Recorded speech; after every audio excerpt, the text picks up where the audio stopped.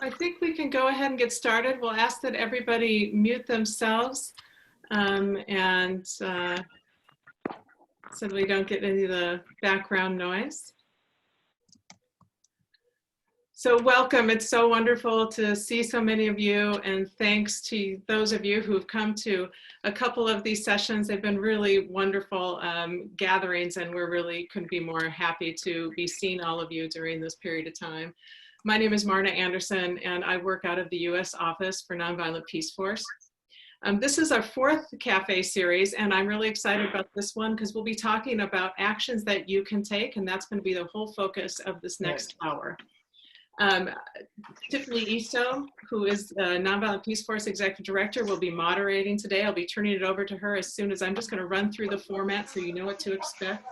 We're first going to hear from Gareth Sweeney, who's the UN Director for Crisis Action, and they're leading the effort and the coalition for the call for the global ceasefire. You can make sure and hit the mute button.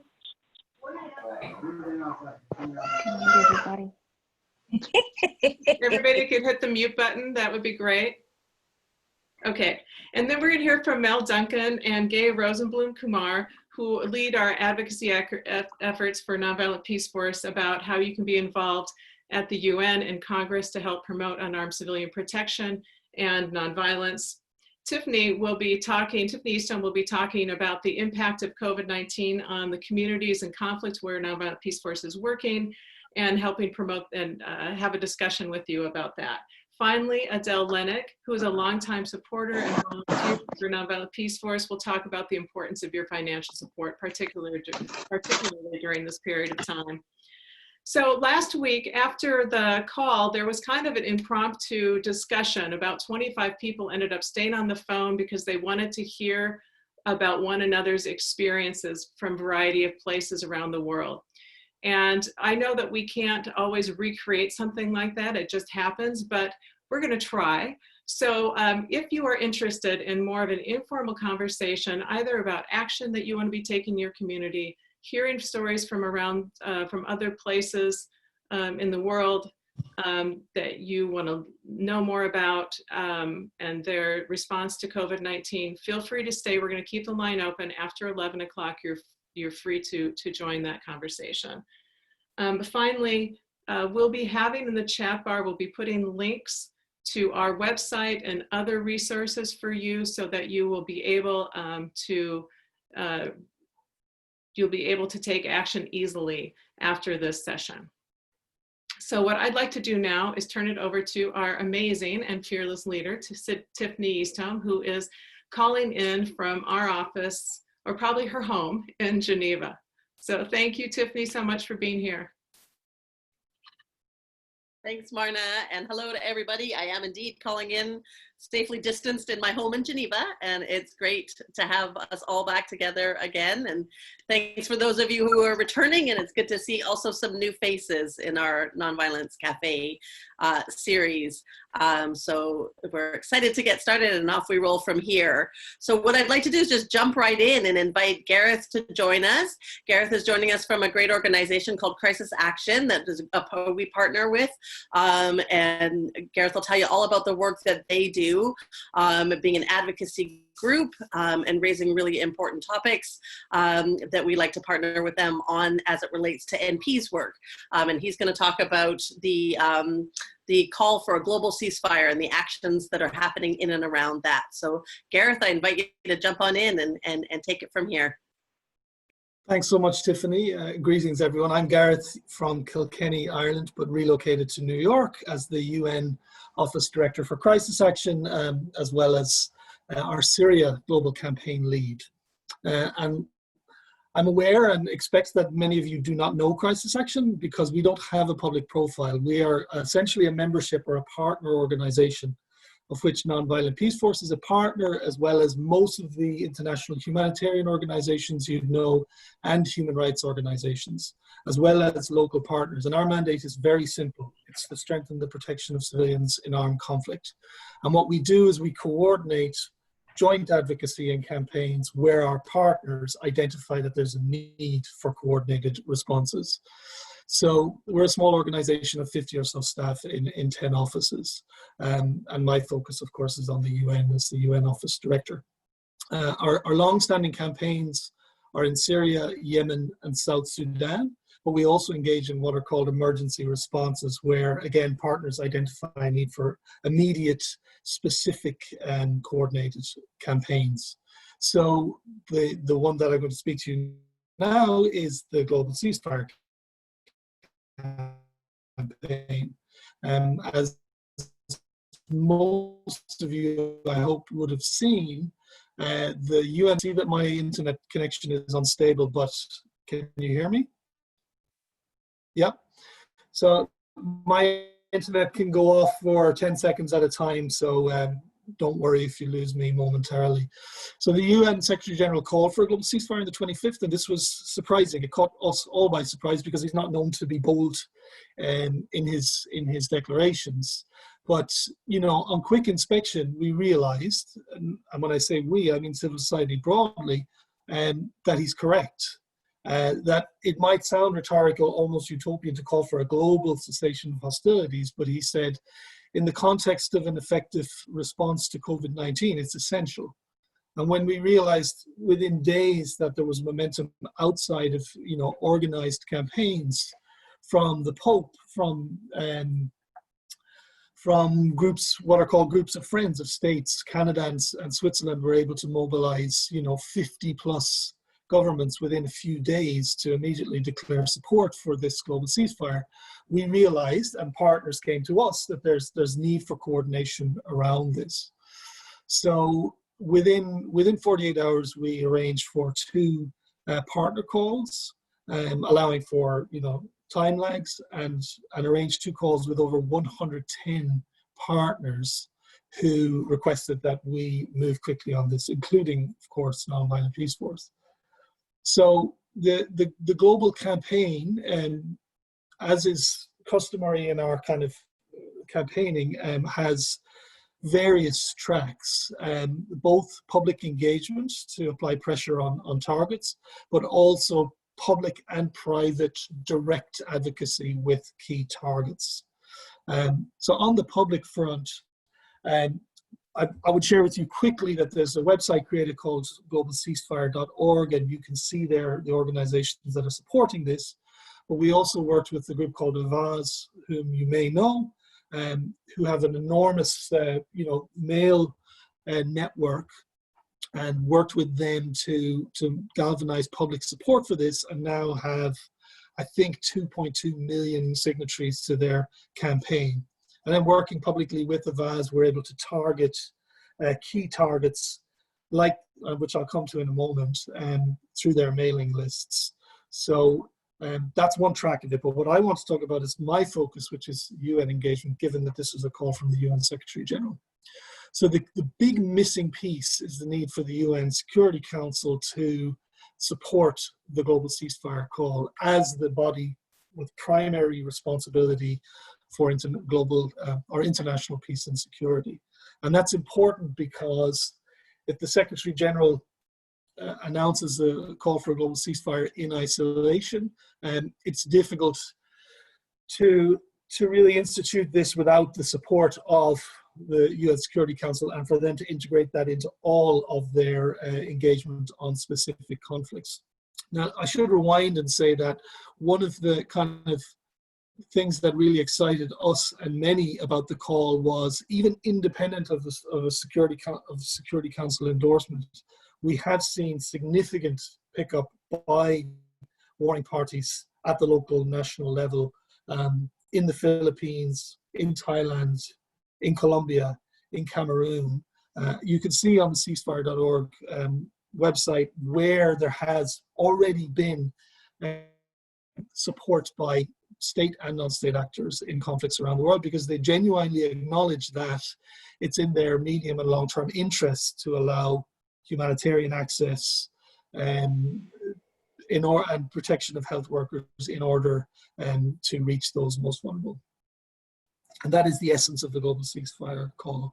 So independently, there's pickup, but what's lacking is a global support from the Security Council through a resolution that would then subsequently be the cornerstone of all UN Security Council engagement and international engagement on international peace and security and COVID-19. So we quickly engaged the Secretary General's office through a letter signed by Nonviolent Peace Force and 192 other organizations, international, from all continents, from over 40 countries. And we're able to turn this around in a few days, as well as a separate letter from the same 190 plus signatories to each UN Security Council member.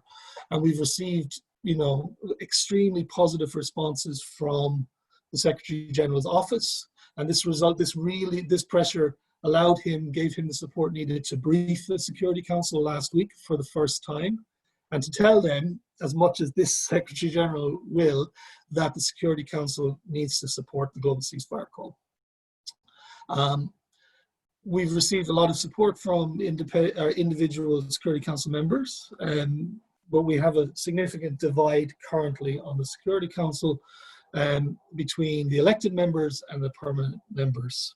So the elected members are unified, with the exception of South Africa, in supporting the need for a resolution on the ceasefire. South Africa wants, I won't get into too much detail now, I'll respect the time, but in essence wants stronger language on loosening sanctions. This would be is a sticking point.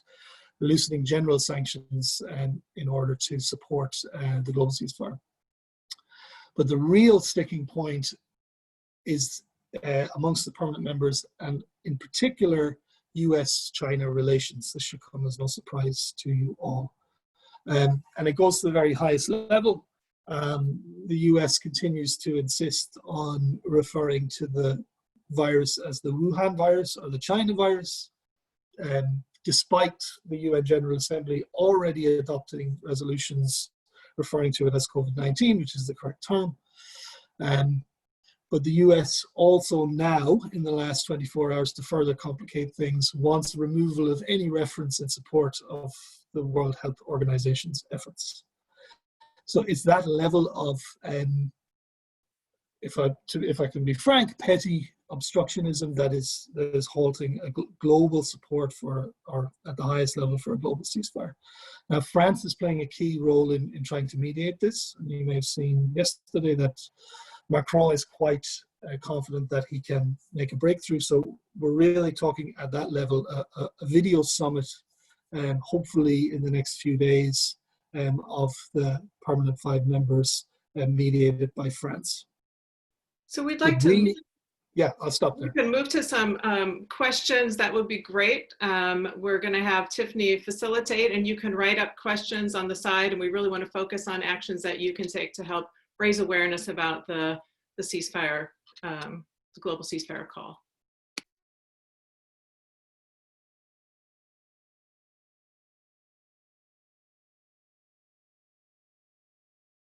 Great.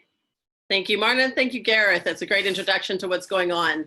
And this is a really exciting opportunity. We've talked in the previous Nonviolence Cafes about how this is an opportunity with systems disrupted and people looking at the way things work in a different way, and this opportunity to get involved in advocating for a global ceasefire is really unique and something that we've all previously perhaps, dreamt of, but not really thought about in how practically it could come together in such a quick way. So thanks, Gareth, for bringing us up to speed on that. We've got a couple of questions coming in, as always, because there's so many of us here. As nice as it would be to hear everybody's voice, the best way to do it is just write those questions in the chat window. And Gareth, we've got a question here from Josine saying she'd love to know how the indigenous nations, indigenous people, are able to influence the UN Council.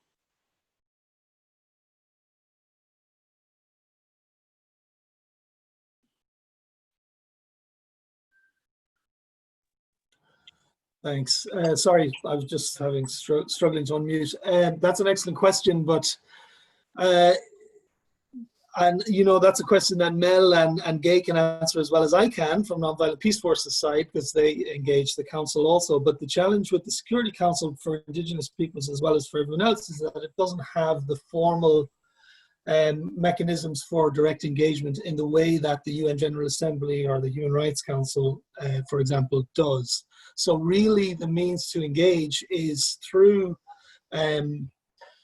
those who have a presence in New York, because it really does require building personal relations with members and as well as organizations that that are able to influence missions directly. There is space for civil society, for delegations to brief the council, but it's extremely narrow. And it's usually through what's called the Women, Peace and Security Agenda, Resolution 1325, which provides space for women's organizations or individual women's perspectives on the effect of conflict on women. But you don't have, there's also a Youth, Peace and Security Agenda, but you don't have that for Indigenous peoples on the Security Council. So this is a clear lacuna or gap in the Security Council's agenda in terms of civil society space. Great, thanks for that. And Michael Nagler is wondering, is there any connection to David Swanson's BeyondWar.org organization? Are they involved with this?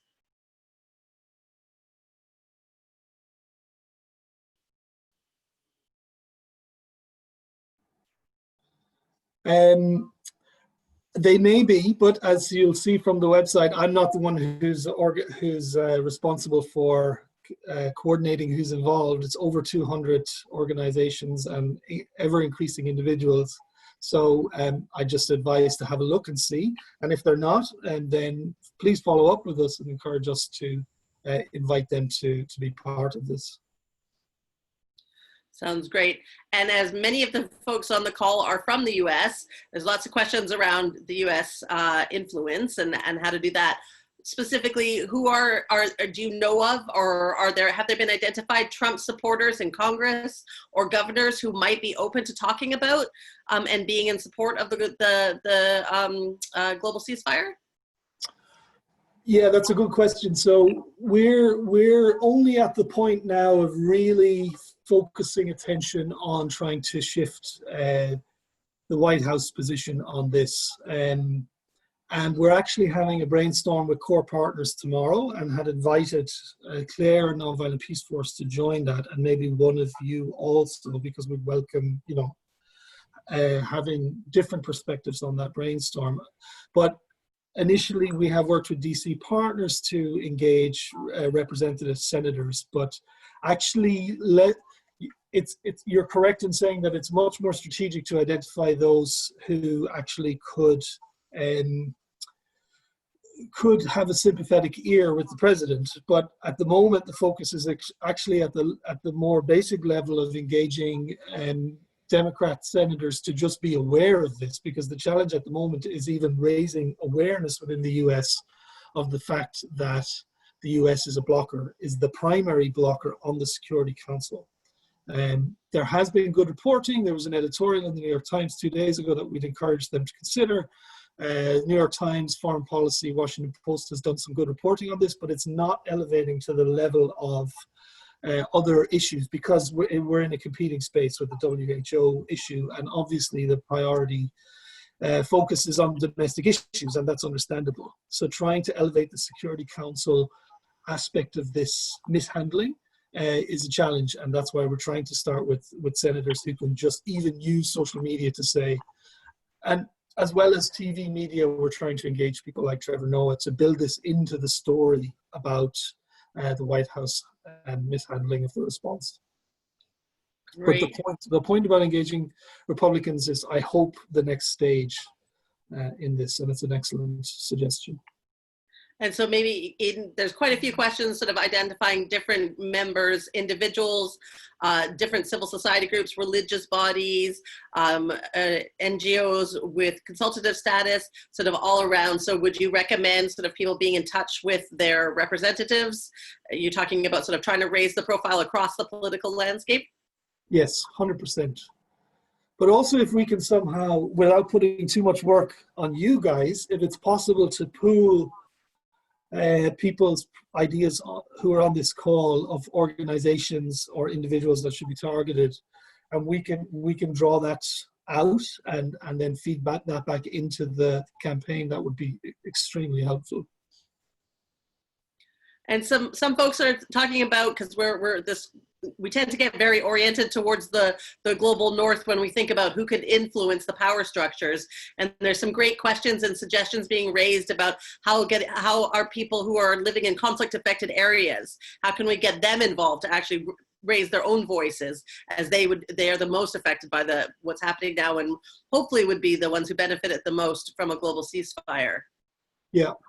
So, I mean, we're very conscious and always are about the need for this to be driven as much by local partners as regional or international. And if you look at the signatories to the letters and that are supportive, it is across, many countries that are affected directly, including, for us, it's more immediate outreach to those that we work closely with in Yemen, Syria, South Sudan. And I should have mentioned, by the way, that Yemen is the example, probably the biggest success story around the global ceasefire call, in that Saudi Arabia unilaterally announced a 2-week ceasefire because of COVID-19.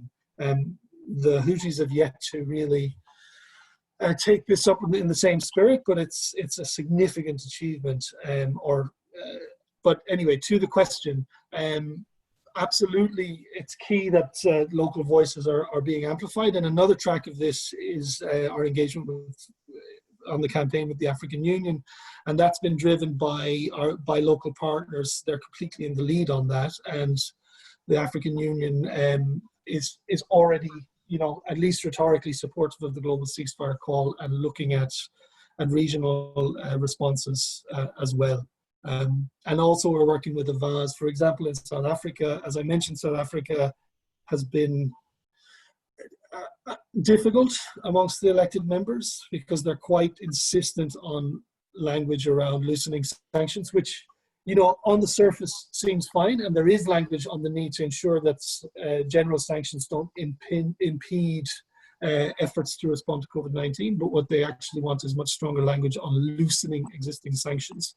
And this is not the view of, for instance, other African countries like Tunisia and Niger on the Security Council. So we have been engaging with South African partners to make sure that they're on the phone to the Foreign Ministry and really seeking clarification and using their coalitions to apply pressure. That's great. Well, thanks so much, Gareth, for sharing this with us and bringing this to all of our attention. Like everything, it all helps. Everything is strengthened through our collective action. If you'll see in the chat window, the globalceasefire.org page has been highlighted a couple of times there. We encourage everyone to check out that website after the call, and you can keep track of who's involved and how you can get some more information, so you can also share this story with other people. So thanks, Gareth. And we're going to move. Thanks so much. And next on our agenda, we're going to talk to NP's very own Mel Duncan and Gay Rosenblum-Kumar, who are together working on NP's advocacy work. And a lot of that is based in New York, working on advocacy towards the UN. So Mel and Gay, let's take it away from there.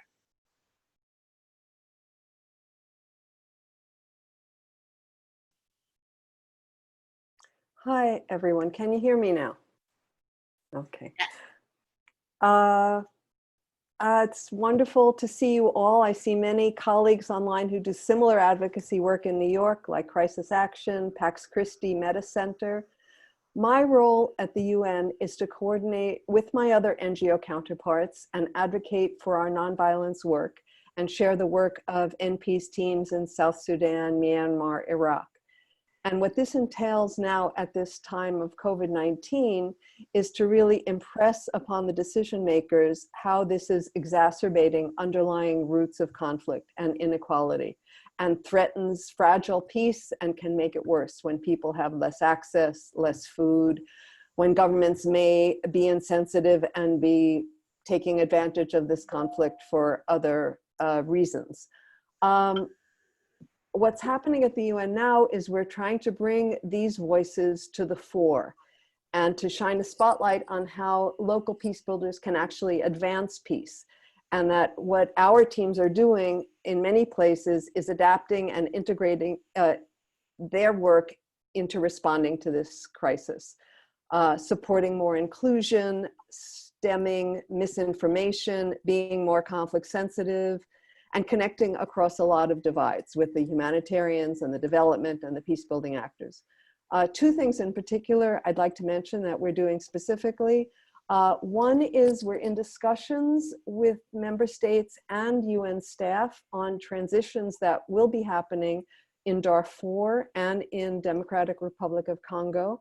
For example, Mel and I last week had a Skype conversation with 2 member states who are on the Security Council, who are looking at the transition when the mission called UNAMID in Darfur is ending over the next 6 months, and how there will still be almost 2 million people in IDP camps in Darfur, and how their protection needs need to be met over this time as the military forces of UNAMID leave. And so we're talking about unarmed civilian protection teams as a possible complement to what the new UN presence will have, and also how we can be in places where they won't be at all. The second thing I'll mention briefly is what we call our Silencing the Guns initiative. Now that is an African Union project that for 2020 is an AU cross-continental, excuse me, program, and the UN is contributing to it in a number of ways. One way is that the Department of Peace Operations funded NP to offer our online training in unarmed civilian protection to 40 youth peace builders from selected countries in order to disseminate knowledge and skills, and also create cadres in these countries of young people who would be able to form core teams as we go forward. I'm very happy to say that the first course just ended, and we got reports back from the participants of how useful they found it and how eager they are to continue with this work. And one of the countries includes Sudan, the others in this case were Kenya, Nigeria, and Somalia. And so we're hoping to continue this work. We would love to offer the course in French. The Department of Peace Operations doesn't have more money at this time like they did at the end of last year, so they're willing to go with us to member states to try to raise money. But we're really looking in all quarters, especially at this time, to be able to offer this course online when so many people are at home and can do it. So that's the bulk of my work at the moment, and I think I'll stop there and turn to Mel, if that's okay. Well, it's really, really good to see everybody. I want to pick up on a line of success, and this especially relates to the people on this call from the United States. I'm sure you're aware that over the last year, you were asked on numerous occasions to contact your representative in Congress and your senators to get unarmed civilian protection identified and recognized in the appropriations budget, and we were successful at that. I believe it or it sounds a bit dissonant, but something did come out good from Washington, D.C. last December. That language is in the report for the appropriations bill, and now we are back seeking that $25 million be attached to that language to support unarmed civilian protection work, not only done by Nonviolent Peace Force, but by other non-governmental organizations who do this work, such as Peace Brigades International, Christian Peacemaker Teams, the Ecumenical Accompaniment Project in Israel and Palestine, and numerous others. I just had 2 meetings this morning with people, staff from Congress, including the Republican staff for the Senate Appropriations Bill, who said that they knew now about unarmed civilian protection and were supportive in the concept, and were urging USAID to be continuing to support this kind of work. But you will, those of you in the United States will be receiving action alerts in the near future targeted at certain members of Congress for this $25 million appropriations which is a pittance of what is in that bill that would be to support unarmed civilian protection. We also know that there will be a COVID-19 number 4 bill that will be working its way through Congress. And it looks like that this bill will be much more focused on the effect of the virus in Africa and parts of Asia, and things like testing and PPE. And also we will be working to have put in there protection, because conflicts go on during pandemics. They just are shrouded in the fog of the disease, and there's much fewer witnesses.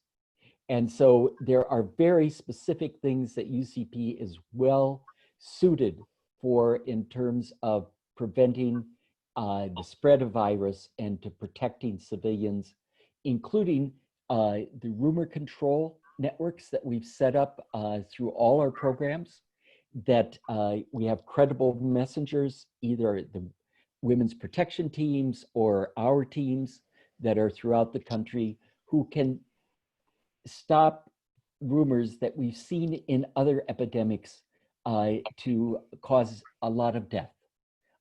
We can also serve as early warning in terms of the advance of the disease, and provide direct protection at places that conflict could be increased.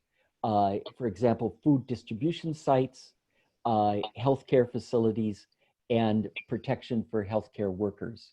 So our work really becomes much more intense during this virus time, and therefore we're going to need more financial support in doing it. So stay tuned, you will be getting action alerts soon.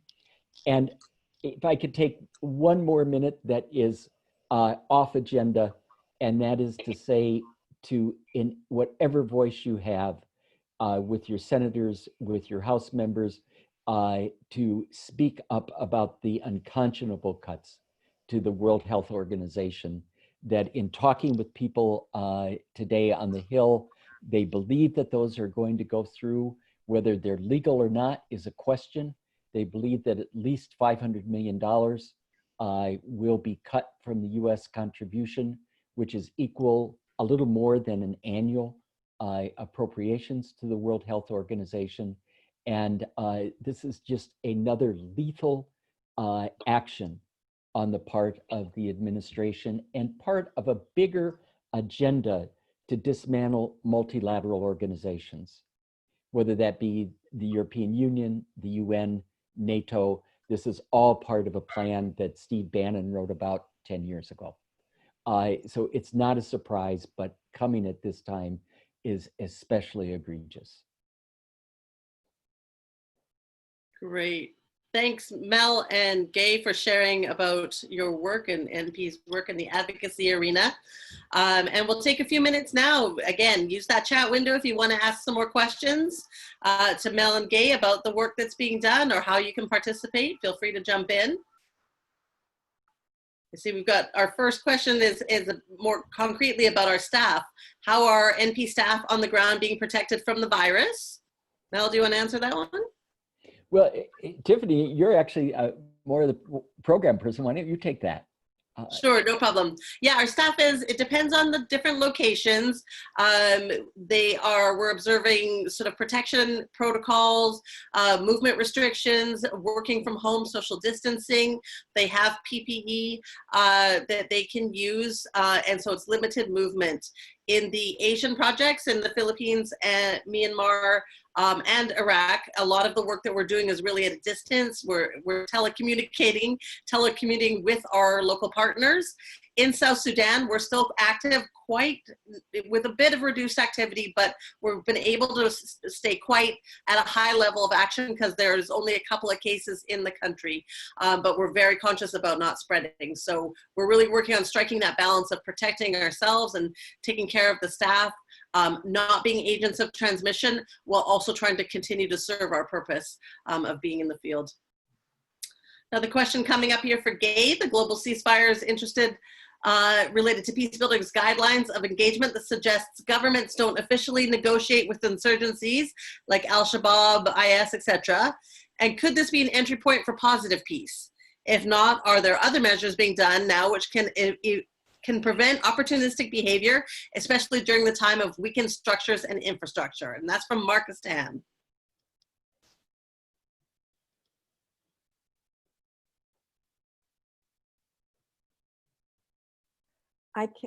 Okay, I couldn't unmute myself. Thanks. That's a very good question. I think there are opportunities for positive peace. I don't think we'll be able to get the multilaterals to change their position on speaking with ISIS or Al-Shabaab, but civil society is already doing that in a number of cases. I know in Somalia, there's been a civil society initiative to try to bring the Somali government and Al-Shabaab together at a table to talk.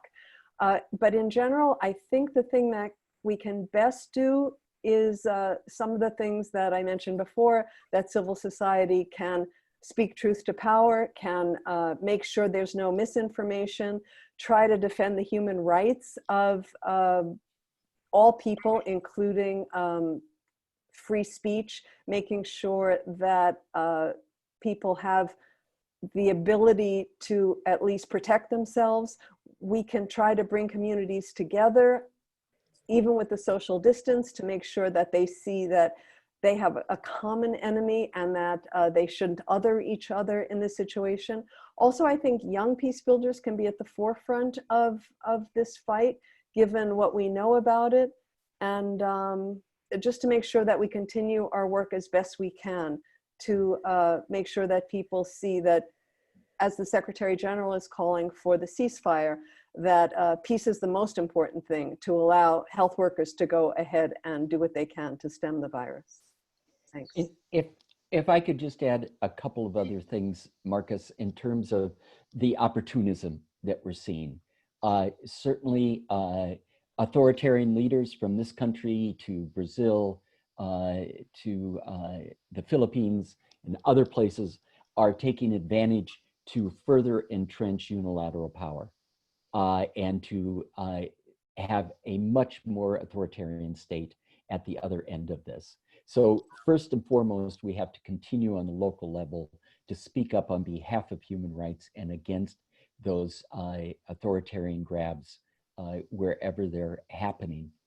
And that really can be done by all of us, no matter what country we're in. The second thing is, so much is being done against people under the guise of preventing violent extremism. And I think that at this point, we will see that being extended and that excuses for further offensive actions will be taken. It's one of the excuses being given by the US why they don't want to sign on to the ceasefire agreement. And that we really have to continually question publicly, who are the extremists here? Who are the ones that are taking the extreme actions? And it's not just the non-state actors. Great. Yeah, it seems like lots of the questions are questions about how to get involved, whether you're outside of the US, whether you're organizations with consultative status, so on and so forth. So thanks, Mel and Gabe, for coming up with some great examples there. There was a specific question about, will the provision for UCP in the COVID funding bill include or emphasize protection of healthcare workers? Mel, do you yeah, this is just being formed right now, but we certainly will have be suggesting language for the direct protection of healthcare workers who, as we've seen in many different epidemics, polio and otherwise, who become targets. Great. And David Hartstow is asking, can Congress mobilize to support the global ceasefire and the WHO?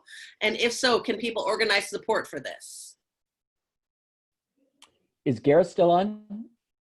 Do you want to? No. I'm not sure. Okay. Well, hi, Brother David. Of course, I think that we should not give anybody a pass at this point, and be first of all demanding of our representatives and senators that they bring resolutions to both floors to support the global ceasefire and to continue. We know what we have in the White House, but that doesn't mean we let up support. It means we continue to build the pressure. I think also on the WHO, I know that Speaker Pelosi is trying to gather ranks today to oppose this. And so again, getting to our House members and our Senate members that this is not the time, not that there would be a time, but this is definitely not the time to be cutting funds to the World Health Organization. Great. Good, and there's a couple questions here that kind of relate to programming. One is from Merwin asking about noting that everybody is affected by COVID, including insurgent groups, and wondering if NP staff on the ground know this, and are we channeling our engagement for humanitarian assistance and therefore building relationships? You want to comment on that, Mel? First of all, hi, Merwin, and we are nonpartisan in this, and as you point out, everybody is susceptible to this virus, and everybody has a right to adequate, first of all, prevention if possible, and medical attention if they become infected. That's just a baseline for us. Great. Good. Well, that is a great insight into some of the work that NP is doing and how you can get involved. And again, you get lots of information coming out from our great NP team, and check out our website. And as you can see in the group chat, there's been some more resources that are popping up there. There was a request for sample letters or email communications that came up, and I'm sure that our team can help out with that as well. I noticed that there was a question from Fatuma Ibrahim asking about how NP is engaging with local partners, and that's a good segue into just getting a few minutes here just to talk about how we're working in the field again, and also just to build on what Mel was saying about how sort of in this process of the COVID response is to not lose sight of the fact that while many great things and interesting things can come out of it, also some really difficult things can come out of it. So specifically to talk to Fatuma's question about working with local partners, that's part of how NP works always. Primacy of the local actors is one of our core central values and principles that we work on. And we really try and work in a way so much as that the work that NP does is to support and amplify the existing work of either organized or informal groups and individuals in the areas that we're working on. This current situation with all the movement restrictions and the disruptions has really further emphasized how important that is those who are deeply embedded in their own communities are really trying to rise up and do what they can to support their own communities. So for example, in Myanmar, our team in Yangon has really been serving as a communication conduit for groups all across the country who wouldn't otherwise be in touch with each other. So they're quite localized, and what they've done is they've started to set up like a Facebook page for activists that we know who are working across the country so that they can learn different ways to use things like their early warning, early response approaches that we work with the communities in doing to work against violence, to protect themselves against violence, and how to adapt that to protect themselves against virus transmission. That's one example. In the Philippines, NP's been invited to join in with the formal response mechanism. And it's really interesting to see that in Mindanao, in the Philippines, they're actually using the formal structure of the peace implementation mechanism to be the COVID response mechanism. So this is a great example of taking a really terrible situation and using this opportunity that could really drive people apart in their fear and their concern, and bring them together to work together, utilizing the platform of the peace mechanism to go ahead and to implement the COVID response. In South Sudan, we've been asked to launch a response based in Juba, in the capital, really framing a COVID response around violence reduction, the reduction and management of hate speech, and rumor control. Because those are things that have really emerged as people become more afraid. There's a lot of identity politics that already exist. And so working with our local partners already, the women's protection teams, as Mel mentioned earlier, and other groups, youth groups, and the human rights defenders groups that we work with, to really work on spreading those messages and making sure that those are getting out there.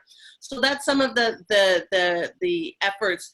But again, I think it's really important to say that this is well, all we can see and all we hear is COVID-19, is to remember this is a time where systems are disrupted. And while there's many interesting and exciting things that can come out of those disruptions, to reiterate what Mel said earlier, and what's really of deep concern for us at NP, is in those system disruptions, it means that peace process systems can be disrupted. Well, I gave a great example in the Philippines. What we also know is, for example, in the South Sudan, it's a very new peace implementation that's going on, and it's really being stressed by the fear and reaction around the COVID response. And that there's a real danger of opportunistic violence and power grabs happening even at the very, very local level that we can't see because there are fewer and fewer witnesses out there. So it's not a time to back away from violence reduction work. It's not a time to back away from a peace agenda. As we heard from Gareth, the importance of the really pushing at all levels, from the highest to the lowest, to work together around the idea of a global ceasefire, and all the small working day-to-day pieces in between continue to be as important as ever. So it's so exciting to see you all here, because I know we're all of very similar minds when it comes to this topic, and it's great to see there's a lot of action that can be taken on out there. I'd like to take this moment to introduce our next speaker, and final speaker is Adele Lenning, and she will very humbly introduce herself to those of you who don't know her as a longtime NP volunteer. But Adele has been a real driving force in the NP world, including serving as the chair of the board for quite some time and doing an enormous amount of work of really helping NP grow and mature as an organization. And she continues to be really actively involved, working on special projects and across different areas. And we're really grateful to have her. And she's on the call and would like to also jump in and share about her experiences with NP. So Adele, I invite you to come forward. Well, thank you, Tiffany. And boy, you outed me, didn't you? Well, I just want to thank everyone at MP for pulling this cafe together. I mean, I learned so much today, and it really filled me with hope in kind of a dark time. You know, the first thing I do is I ask myself, well, what can I do? How can I help strengthen and grow MP? Doing such good work. And of course, I know the answer, and I'm sure you all do too. Cash flow. It's just critical to maintain NP's protection and advocacy programs that we heard so much about today, and we can all help. So of course, we can give money.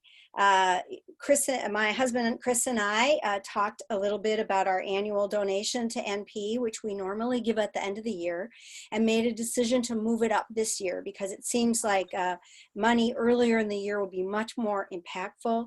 And I would encourage anyone who has the ability to do that to go ahead and make that choice.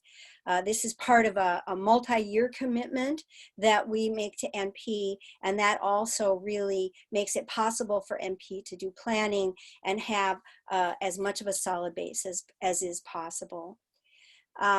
We've also been experimenting with giving on a regular basis. So some organizations monthly or quarterly, just coming right out of our cash flow.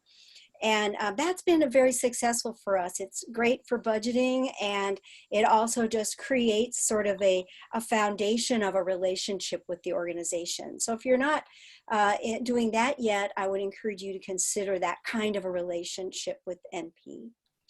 And for those of you in the US who are receiving a stimulus check from the government, if you're in a position to give some or all of it away, I would encourage you to consider a one-time donation to NP. We all care very much about what's going on locally, but we also, after this call, recognize that the needs are great internationally as well. The other thing that we can do is to build awareness, which really amplifies our giving. So I encourage you to follow MP on social media, to share any posts that are relevant with your community and network. Talk to your friends and family about the Nonviolent Peace Force. I just learned this week, actually, or last week, I guess, that one of my daughters made a choice to give to Nonviolent Peace Force for the first time this year. So all those years of talking about it at the dining room table has borne some fruit. So you never know when those seeds will take root. There's good news that we've heard today that we can share with our friends and neighbors. I think this possibility of a global ceasefire is really exciting. And we heard so many examples of the relevance of nonviolence in these countries now that are sites of violent conflict and are threatened by COVID as well. And so that's a great thing to do to continue to spread the word. And of course, don't forget, ask them to consider, at least consider a donation. So thank you to all of you on the call who have made your donation early, sent in additional gifts. I know there are many of you. It's really helpful at this time in this period of financial uncertainty. So my big takeaway today is that we can all work together to spark people's imagination and so they can see what we saw today. Nonviolence is a viable, practical, and exciting way forward. Thanks so much, Adele.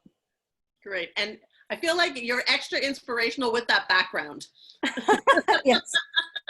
The sky's the limit. The sky is the limit, exactly. Well, thanks so much, and thanks, Adele, for those kind words and call to action on all fronts. And once again, thanks to everybody. Thanks to our team, Marna and her dedicated team for putting all of these together. This is our series of four nonviolence cafes. We can see we've got kids in the windows waving and saying hi. So it really brings us together across generations and across different countries, and an opportunity that in a time that is very uncertain and is creating a lot of anxiety and fear for folks. And so this is a real high point for everybody to be able to come together and see these warm and familiar faces, old and new friends. So I'd like to thank everybody again. As Marna had said at the top of the call, we are going to keep the line open for a little while if anybody wants to stay on for a more informal chat. We know everybody's got very busy schedules and you have to do things, so if you need to go ahead and hang up. But if you want to hang out for a little bit and carry on, I'm going to turn it back over to Marna to facilitate this little last part. But thanks again, and I hope we find a way to come together again in the very near future. And if everybody can see, there's a little girl in the window there. That's baby Amuna, who is also my goddaughter, waving and saying hi. She's our baby peacemaker. Hi, Amuna. Well, thank you, Tiffany, and thanks to all of you for being on this call today. And we really want to help facilitate you raising awareness about Nonviolent Peace Force, about the global ceasefire. And Claire will be having in addition to the links here, they'll be on our website. So please look at that.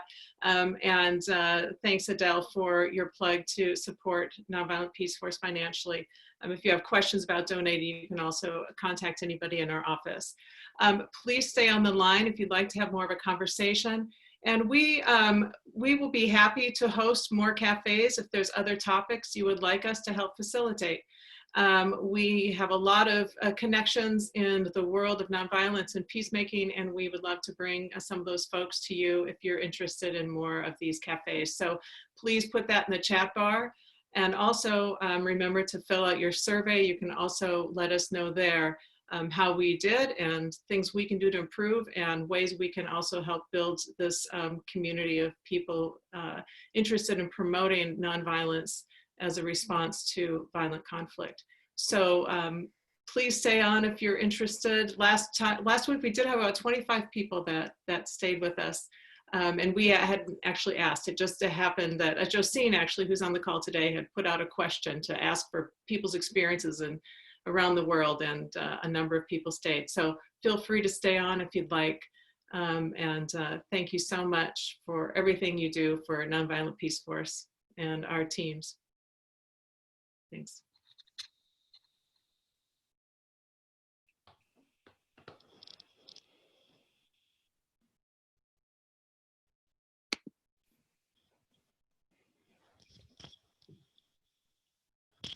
Is everyone able to unmute themselves now? Oh, there, I just did. This is Josine, and I'd love to have the people not from the US come, say what it's like in their countries for us. That would be great to hear. I want to ask, is Alla well? Are you still on the call? Yeah, I am. Oh, let's see, I was actually, Alla well. Oh, yeah, I am on the call. But I think I'm asked, yes, Aluel, I'm still on the call, yeah. Here. So I just want to introduce Aluel. I met in South Sudan for the 3rd annual Women's Conference that Nonviolent Peace Force hosted, and Aluel was facilitator for that 3-day conference. There was over 100 women, a lot of them members of the women's protection teams. And LOL also is the founder of an organization, right now I'm forgetting the name of it, but an amazing young leader in South Sudan. And so I would love if you would talk, if you would be able to share your experience with our folks, that would be great. And then while LOL's talking, if you could mute yourself and then unmute questions, that would be great. Thanks, Mana. Thanks for having me on the call. And my name is Aluel, like she said, and I generally just like to identify as a women's rights activist because that's where my passion lies. And I do a lot of work with women, not only on peace, but in other aspects. And so an Afrofeminist is probably what I strongly with. It's really an honor working with the Nonviolent Peace Force with their different women's groups from different parts of the country. And I think for some women, it was the first time for them to actually leave where they stay to come to another part of South Sudan, and an act that I felt like was just even by itself breaking a lot of stereotypes that people have about other communities. And it was really an amazing 3 days with these women from different parts of the world and that's how I met Mana. She had come by to South Sudan at that time. And so it was really an amazing experience with the groups of women protection teams from different parts of the country. With regards to how things are in South Sudan, so we just had our first 4 cases confirmed so far about a week ago. And, we were among the last country in the region that was confirming any case. And there was a tendency of people felt like it wasn't going to come here for some reason. And so when they confirmed the first case, there was a lot of freaking out and panic because, we don't know if our health system and facilities and structure can be able to actually handle any of this. And so there was that panic of, okay, what do we do? And then there was also a bit of a xenophobic attitude that was developing as a result, because the first confirmed 3 cases were non-South Sudanese, and they all happened to be the UNMISS, the UN staffs. And so there was a lot of xenophobic attitude that was starting to develop and saying that, why aren't the borders closed? And it's, it's UN that is bringing in the virus. And so there was a lot of trying to counter the narrative. And I think Nonviolent Peace Force has also been trying to work around that, the hate speech, both online and offline.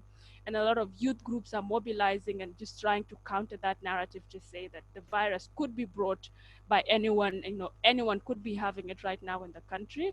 And so this shouldn't be used as an opportunity to to be xenophobic and, you know, to be hateful to other groups that are coming to serve people.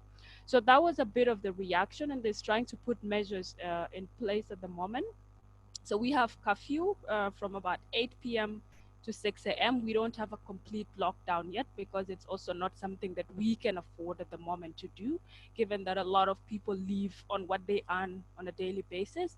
And also the structure cannot really, the way the people live in a communal way is not, people are still trying to figure out how possible is it if things get worse and we need to have a lockdown.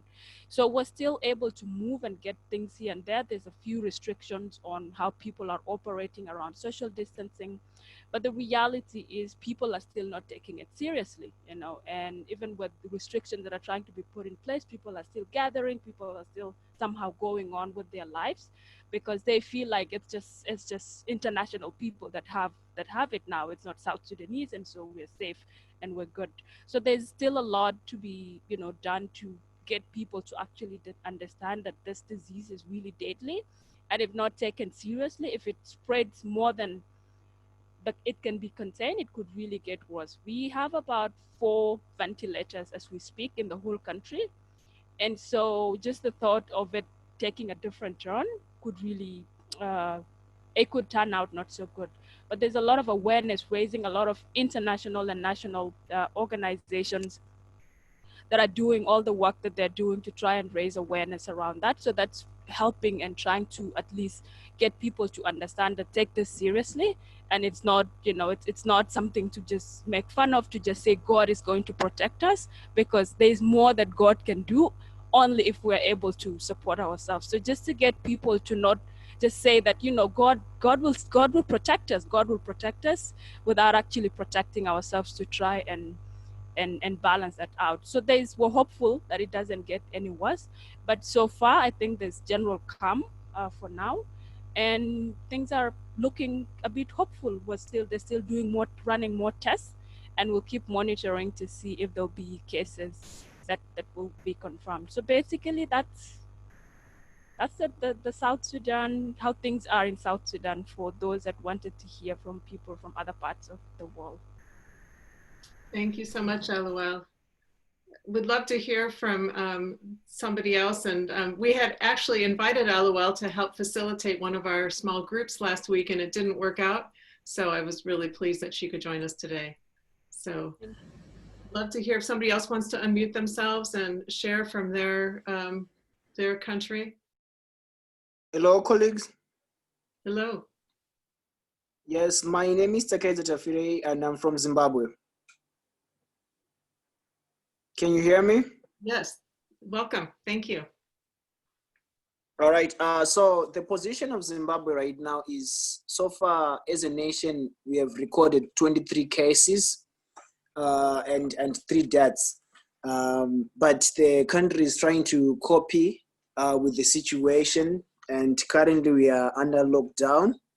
But the biggest challenge that we are facing is due to poor access to information and freedom of expression. There is a lot of misinformation and disinformation that is still happening. Most people in the rural areas are still not sure of what COVID-19 is and probably how coronavirus can spread. So as young peace builders and human rights defenders here in Zimbabwe, we are trying to come up with various strategies on how to reach out with those people. And we are doing initiatives like the radio podcast, we are doing bulk SMSs so that we reach out to these communities. And also there are various myths that are circulating, particularly on how we can cure this COVID-19. We have various myths on how to use lemons, and really young people, they're not taking this pandemic very serious, and we are trying to conscientize them that in as much as they are not so much vulnerable, everyone has the potential of getting this virus, and everyone can be affected, in as much as we believe that people with respiratory problems and the elderly people are the ones who are at high risky. So these are some of the things that we are facing as a nation, and also particularly with the lockdown. it seems that it is working, but considering that in Zimbabwe, 70+% of the people are in the informal sector, and they survive on doing these informal business like vending. And now that there's a lockdown, they are facing serious challenges on how to cope with their lives because they survive on hand to mouth. So these are some of the challenges that we are facing as a nation, but we are trying to cope with the situation. So we discovered that the issues of human rights violations that are taking place where there is police brutality in a bid to enforce these laws. So that's the situation right now in Zimbabwe. Thank you so much for sharing. That's really, really important. Anybody else would like to speak, share their experience, or have another question you'd like to pose? I'd be, pardon me, I'd be interested to know if anybody is on from Myanmar.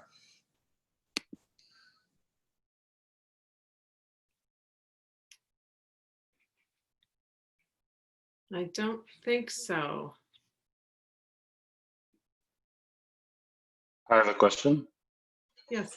This question from Marna. Just wondering which of your work is program criticality 1, so like the most important work that is still required to be face-to-face, and how you guys facilitate that kind of work with your staff and partners.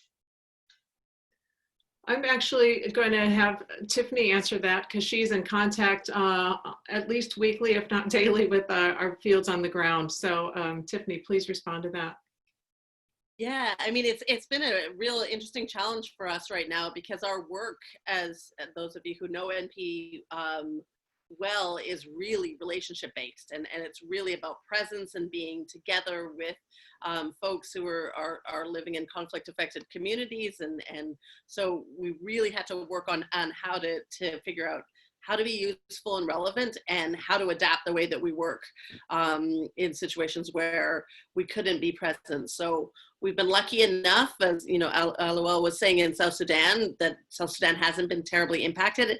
It is our largest program with the most active conflict. So we've been lucky enough to be able to stay quite active there. That we've got all of our field teams are still populated. They're still doing their work. They're doing it a bit in sort of a bit more careful way, but they've been able to sort of to carry on. So that real mission critical violence reduction work is able to go on, as well as sort of really building in this, as I think LOL did a great job of sort of capturing, trying to help really talk about prevention and to encourage people to think past this idea that, you know, God will help them, or they feel protected and safe because it hasn't got there yet. So we've really thought that's really important about how we can really try and bring urgency to those voices. In the Philippines, it's really been about sort of working with that peace mechanism, the peace implementation mechanism, and sort of working together with all of the stakeholders to make sure the pressures and strain of this virus response are not damaging what's been very great progress in that peace implementation progress. And also not ignoring the fact that some local level conflicts are sort of either carrying on or being exacerbated. And so fortunately, there's a pretty good communication infrastructure. So the team's been able to have sort of very regularly, daily in contact with the people we would normally be working with by phone, lots of text messages going back, lots of messages of support, trying to get messages out to other humanitarian providers from communities who are saying that they need things that they're not getting. So we're adapting as quickly as possible, as much as we're possible, but it's really challenging.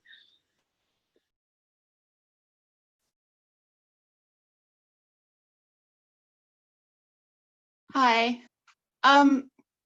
I noticed we didn't have a lot of people still on from different countries. So my host student from Kazakhstan is here, and she's been talking to her family every day, so she can talk a bit about what it's like in Kazakhstan. This is Alfia. What I say. Tell them what it's like at home. Well, hi, it's hard for people and they're afraid of this virus.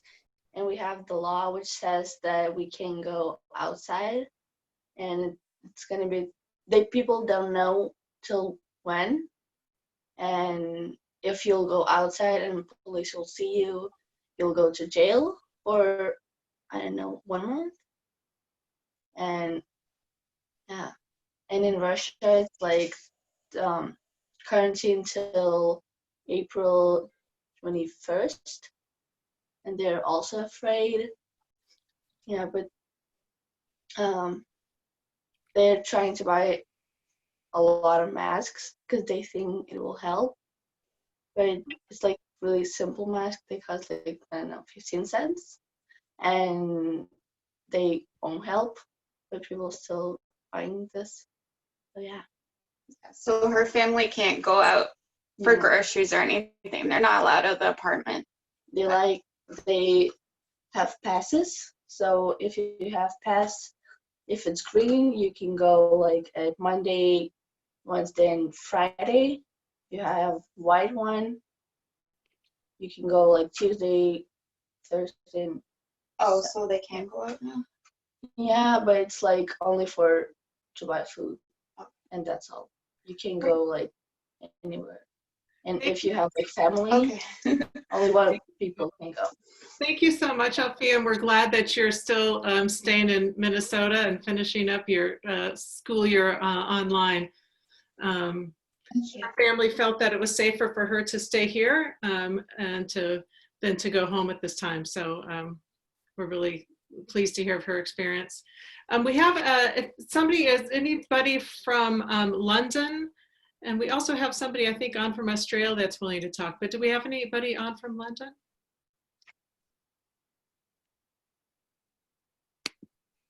Pia, did you want to talk about your experience in Australia? Just have to unmute yourself. Give me 1 second. I've just got to plug myself in. I realized I've got 4%, so bear with me a second.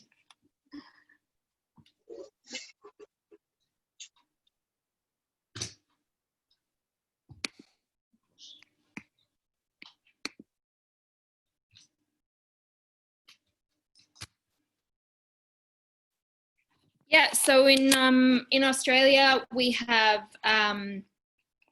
lockdown laws going on. We have a number of cases at the moment. We've seemed to have flattened the curve, which is what we're going for. Our lockdown laws allow us to go out to supermarkets, and we can go outside and exercise, but things like public parks and swimming places and quite a number of the beaches have been closed, just so that people don't gather unnecessarily. Basically, we're just all trying to keep 1.5 meters away from each other and doing the social distancing thing. Yeah, but that's kind of where we're sitting at the moment. I think today our Prime Minister announced that they're working on programs to get us out of this lockdown stage, because at the moment the economy is probably the biggest concern. Well, not the biggest concern, obviously COVID-19 is the biggest concern, but the fact that we've got so many people that have lost their jobs from the lockdown, or have been stood down at least, that's what we're talking about. And they're working their way, they're working out how we're going to come out of it, but we're still looking like we'll be in lockdown for a while. Somebody's just said, can you tell us about New Zealand?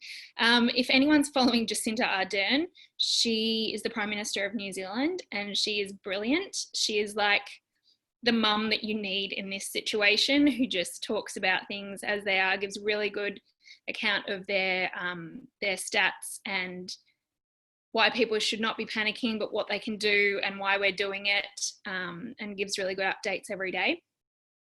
But more than that, I couldn't really tell you. They're doing their thing. We're just looking at World Health Organization data in Australia and basing things mostly on that. and blocked borders, which we assume Australia will have blocked borders for quite some time. So we've had a lot of people flown back into Australia. But yeah, I can't see the borders being opened for quite some time. Even between states there, if anyone comes into a state, they're in lockdown. If anyone flies into the country, they're in lockdown in hotels for 14 days. So yeah, that's kind of where it's at.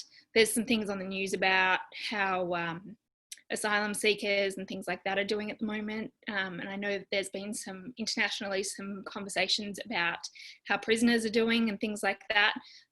That's sort of starting to creep into the dialogue and discourse now, more that the economy side of things has sort of somewhat hit a status quo.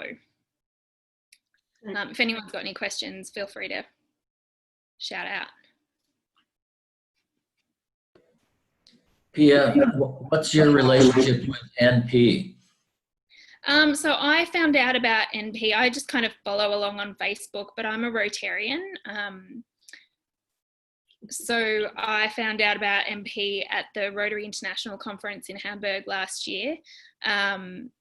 And I believe that there would be a lot of Rotarians involved in the organisation. So yeah, I'm the president of the Rotary Club of Prahran, and it's one of the districts down in Victoria. So. And for those of you who might not know, Rotary, particularly Rotary International, does a lot of peace building work all around the world. In fact, it's one of the largest peace building organizations. And I also attended their World Peace Conference in California in January. And I believe one of the speakers that from the Germany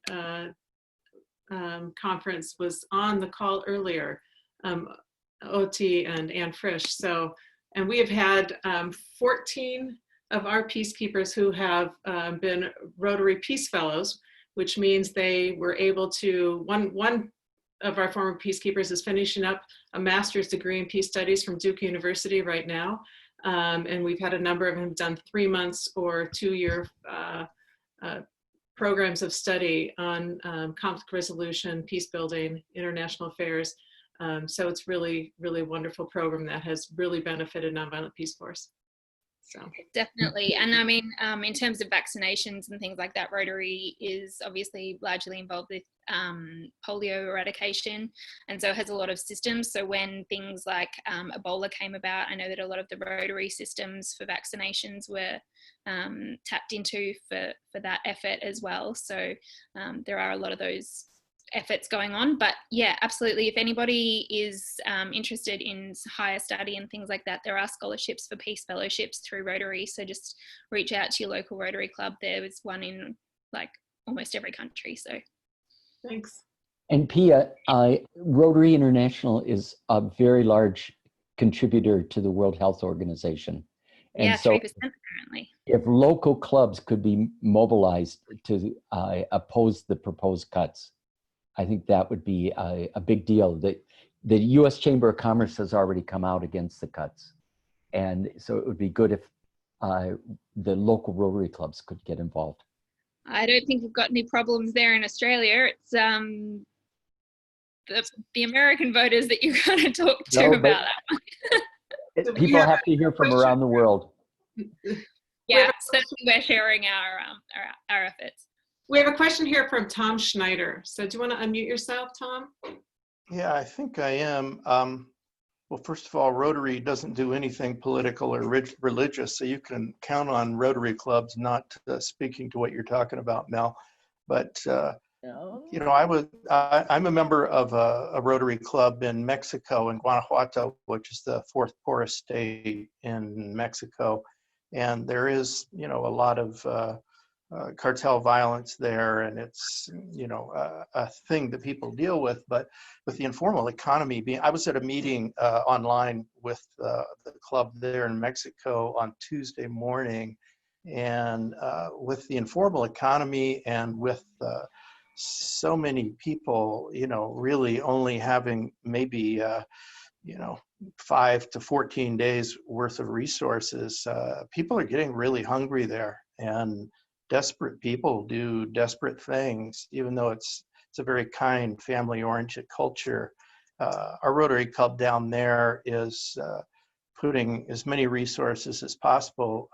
They had we're also the wedding capital of Mexico, so they had a food rescue program there that's turned into a food distribution program. They would rescue food from weddings and events and things like that, because there's a lot of, importance with having too much of everything at that sort of event. And we do have a big Feed the Hungry organization who's chosen to, the 36 schools that they support in the rural area to provide them with food. But people are walking around town, knocking on people's doors. People like myself that are, fortunate enough to, to have resources are, more and more threatened by people who can't feed their families. And so I think it's one thing to not have a job and maybe having a government check come to you or whatever, but in the informal economy and with all the restaurants closed in that, and as I say, people not really having any savings, that's a very hand-to-mouth culture, that the possibility of person-on-person violence is raising. And we're doing what we can as a club and asking other people to do the same. But it's an aspect of this COVID-19 that maybe isn't, and it may be that way in several countries. It probably is that way in several countries, but I just wanted to bring an awareness to that. Thank you. And I just saw a headline from the New York Times about the increase in domestic violence. I think, and that is going to be not just in the United States, which I believe that article was about, but worldwide as well. And that's something that we've been very aware of with our teams, particularly women's protection teams, intervening at times and talking to people about domestic violence and reducing that. We wanted to give people, if there's any questions about organizing, about actions that you want to take, and any assistance that we can be from our office, would love to just, if there's any questions or any comments in regards to actions. This is Josine, and I wanted to say that what we're hearing from other countries and here is really important to realize what could happen that's not happening in our country right now, our particular area of the world, and what it can look like and what it can get to. And I think for young people to hear that who aren't taking it seriously, thinking they can't get the COVID. And, in Hawaii, I don't know if everyone knows about this, we also have a quarantine in Hawaii, and 5 people are arrested for not having a place to go once they landed in Hawaii. So you can be arrested even in the United States now. And that's seemingly peaceful actions that are being taken, but they could get more violent with, the National Guard has now been called in for Minnesota to be, the governor just signed that you can now have the decree to call them in if you need so.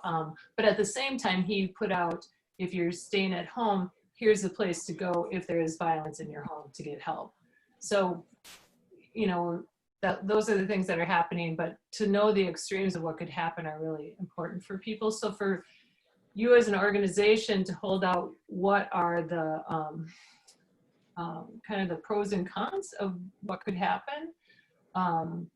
And also what I asked before was like, when we have a ceasefire, what are the benefits monetarily and things like that to be able to hold that out when we make our arguments to people? Thanks. Yeah. Mel, do you want to address the ceasefire question in terms of making that argument with people? What does it matter? Sure. I've written about that. I don't have the statistics right at my fingers, but I think that ceasefires will help us get to a time where we have enough respirators and not enough nuclear weapons. And that until we get to that time, we have to continue to fight for ceasefires. And I'll go look for some statistics while you're talking. Mel, this is Sherry Martin in San Francisco. I'd love to see that article. We're seeing in Afghanistan that the Taliban are using the opportunity of a ceasefire to sell off properties and it's unclear as to where they're going, potentially to their friends. And I'm wondering, thoughts here without getting into the politics, because I know we don't want to do that, but people's anticipation of the impact of what's happening in Yemen, if Saudi will really hold the peace, and what we might do as Nonviolent Peace Force friends and supporters to ensure that. Thank you.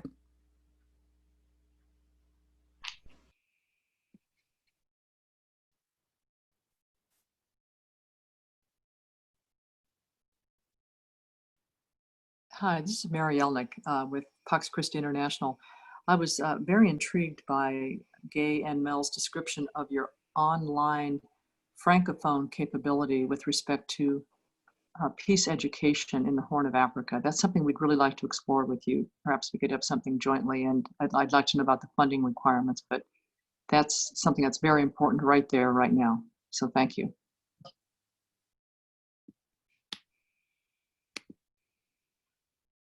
Mel, you're muted. Let's talk about that. Recently, the manual was translated into French. We're developing the platform, and yeah, let's make that happen. Nevin, you had indicated, did you want to say something? I have two questions. Pardon me very much. One is maybe something for the future for some of us who aren't very computer savvy, is maybe a workshop. It could be done on Zoom that could give us some instructions on how to put things on Instagram and some of the other social media sites that we might have as individuals.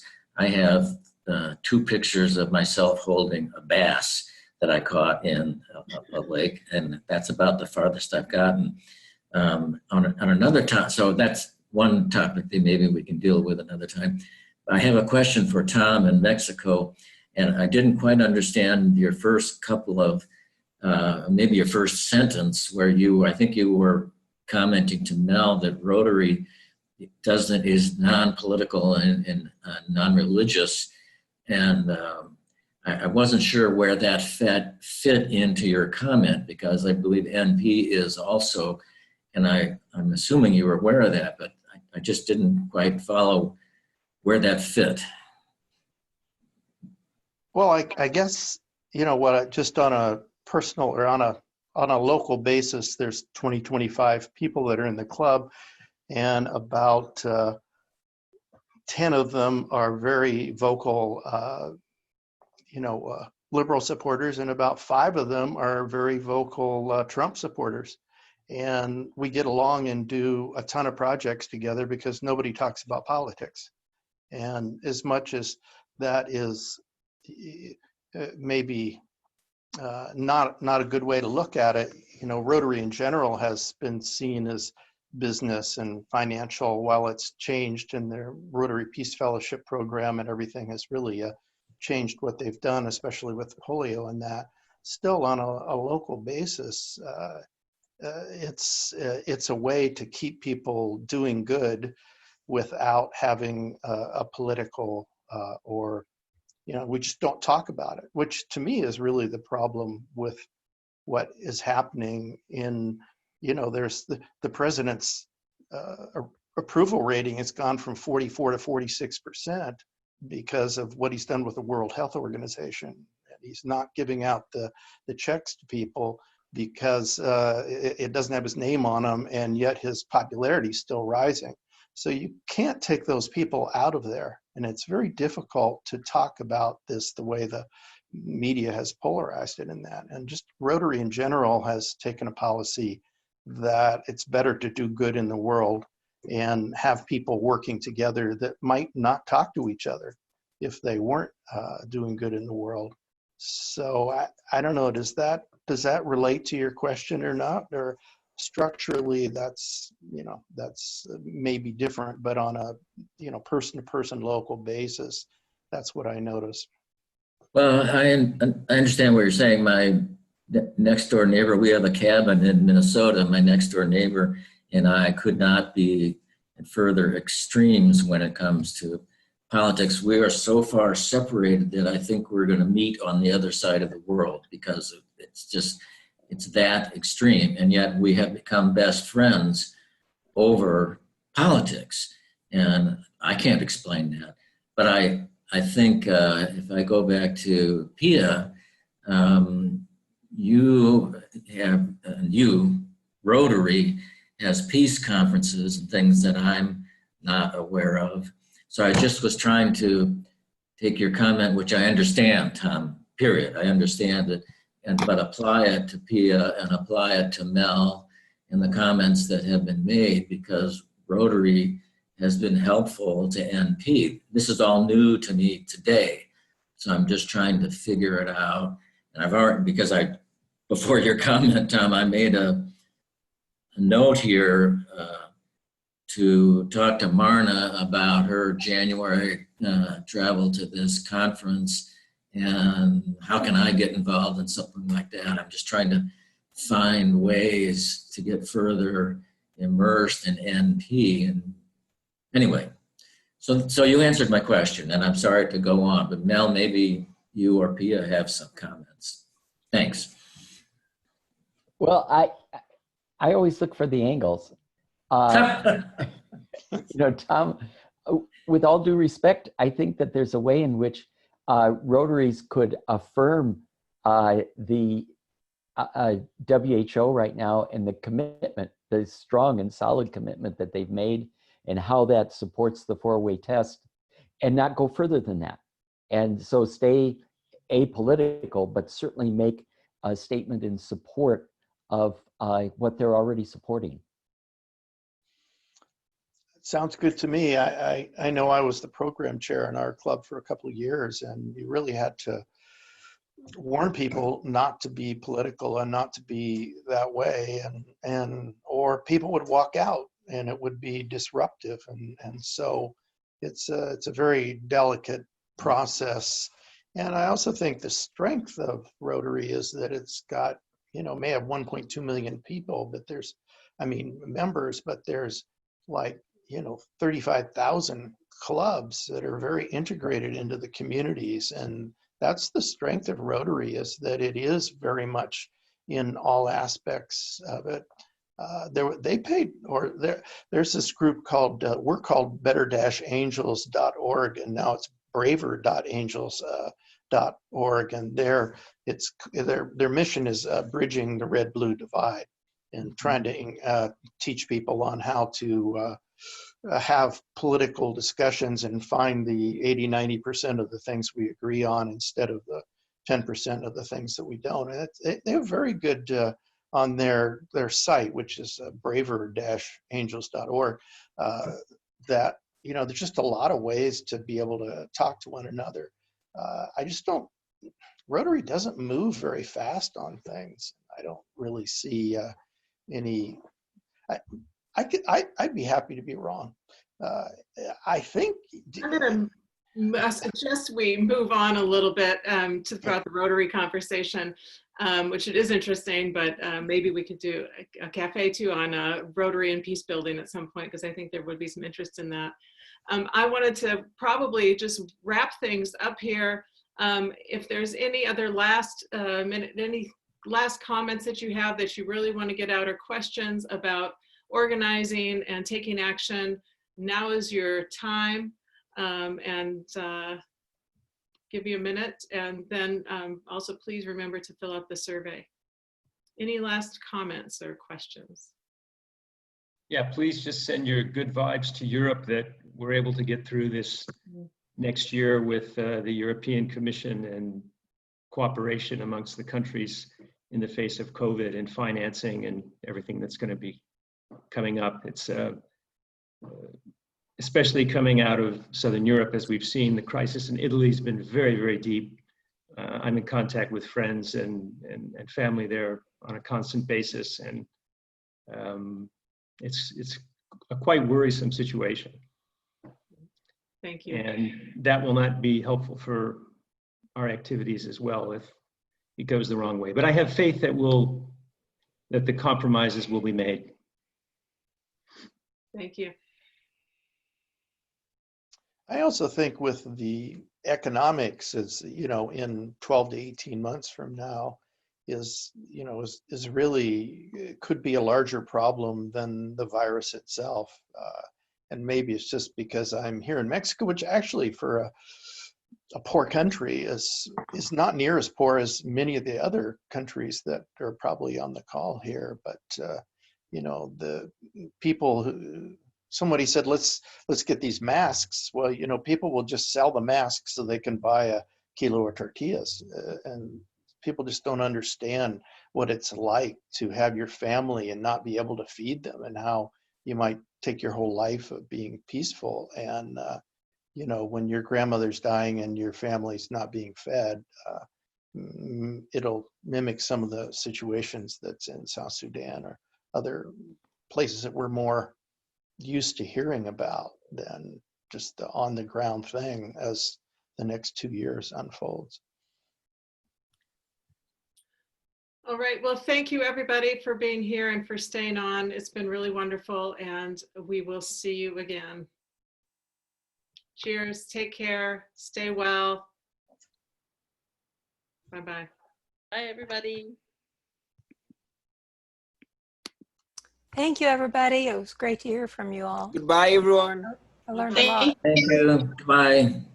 Bye, everyone, and thank you so much.